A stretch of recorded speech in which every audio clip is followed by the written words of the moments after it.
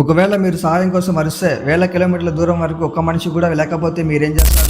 మీ అరుపు వినడానికి కూడా ఎవరు లేకపోతే నమ్మడం కష్టమే. కానీ భూమిపై అలాంటి ప్రదేశాలు నిజంగానే ఉన్నాయంటే మీరు నమ్ముతారా? అక్కడ మనుషుల జాడ కూడా కనిపించదు. ఈ రోజు ప్రపంచంలోని అత్యంత ఒంటరి 10 ప్రదేశాలను చూద్దాం. ఓమియాకాన్ భూమిపై అత్యంత చల్లగా ఉండే జనవాస ప్రాంతాలలో ఒకటి. శీతాకాలంలో ఇక్కడ ఉష్ణోగ్రత -50°C కంటే కూడా దిగువకు పడిపోతుంది. కొన్ని సందర్భాలలో -70°C వరకు నమోదైంది. ఇంత చలిలో కార్లు కూడా ఆపకుండా నడుపుతుంటారు. ఎందుకంటే ఆపితే మళ్ళీ స్టార్ట్ కావడం కష్టం. నెల ఎక్కువ భాగం సంవత్సరం అంతా గడ్డగట్టే ఉంటుంది. అయినప్పటికీ ఇక్కడ ప్రజలు తరతరాలుగా నివసిస్తున్నారు. ప్రకృతితో పోరాడుతూ జీవించే ఈ గ్రామ ప్రజల జీవన విధానం ప్రపంచాన్ని ఆశ్చర్యపరుస్తుంది. అందుకు ఓమియాకాన్ ప్రపంచంలోని అత్యంత ఒంటరి మరియు కఠినమైన ప్రదేశాలలో ఒకటిగా నిలిచింది. McMurdo స్టేషన్ అంటార్కిటికాలో ఉన్న అతిపెద్ద పరిశోధన కేంద్రం.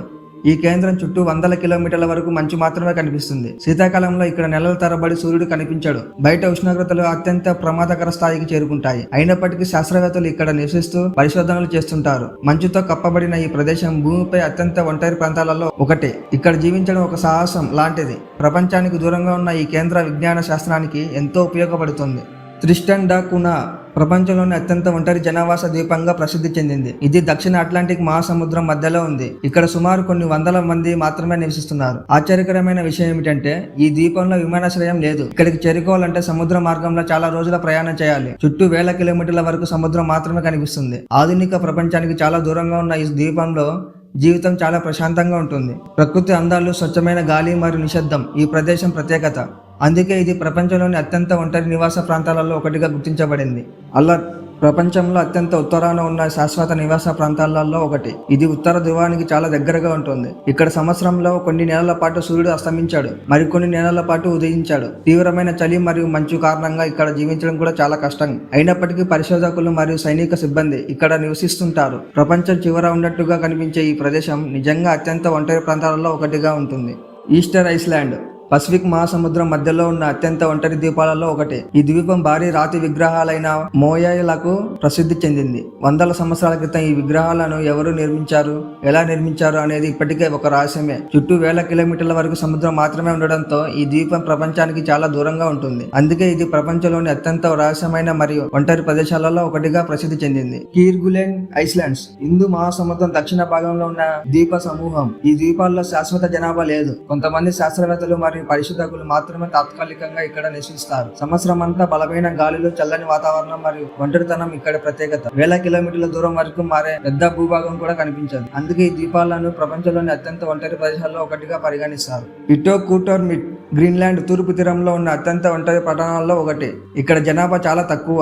ఈ ప్రాంతం చుట్టూ మంచు పర్వతాలు, గడ్డగట్టిన సముద్రం మరియు విస్తారమైన మంచు మైదానాలు మాత్రమే కనిపిస్తాయి. సంవత్సరంలో చాలా కాలం ఈ ప్రాంతం మంచుతో కప్పబడి ఉంటుంది. ఇక్కడికి చేరుకోవడం కూడా చాలా కష్టం.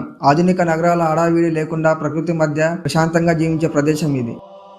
లారిన్ కొనడా ప్రపంచంలోని అత్యంత ఎత్తులో ఉన్న నగరాల్లో ఒకటి. ఇది సముద్ర మట్టానికి సుమారు 5100 మీటర్ల ఎత్తులో ఉంది. ఇక్కడ గాలి చాలా పలచగా ఉంటుంది. అందువల్ల శ్వాస తీసుకోవడం కూడా కష్టంగా ఉంటుంది. కఠినమైన వాతావరణం మరియు మంచుతో కూడిన పరిస్థితుల్లో వేలాది మంది ఇక్కడ నివసిస్తున్నారు. బంగారు గనుల కారణంగా ఈ నగరం అభివృద్ధి చెందింది. కానీ ప్రపంచంలోని ఇతర నగరాలతో పోలిస్తే ఇది చాలా ఒంటరిగా ఉంటుంది. పర్వతాల మధ్య ఉన్న ఈ నగరం భూమిపై అత్యంత అసాధారణమైన నివాస ప్రాంతాల్లో ఒకటి.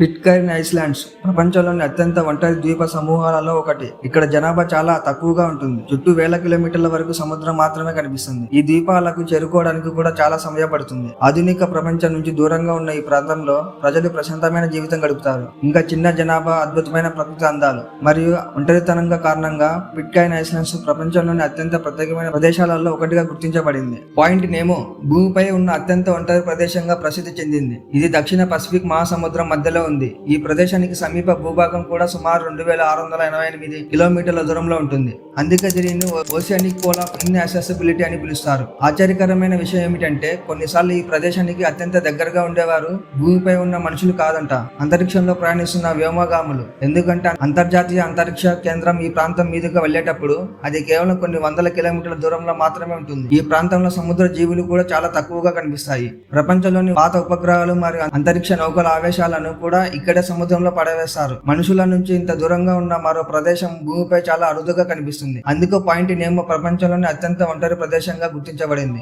ఈ వీడియోలో చూసిన ప్రదేశాలలో మీకు అవకాశం వస్తే మీరు ఏ ప్రదేశాన్ని సందర్శించాలని అనుకుంటారు ఫ్రెండ్స్? మీ సమాధానాన్ని కామెంట్లో తప్పకుండా తెలియజేయండి.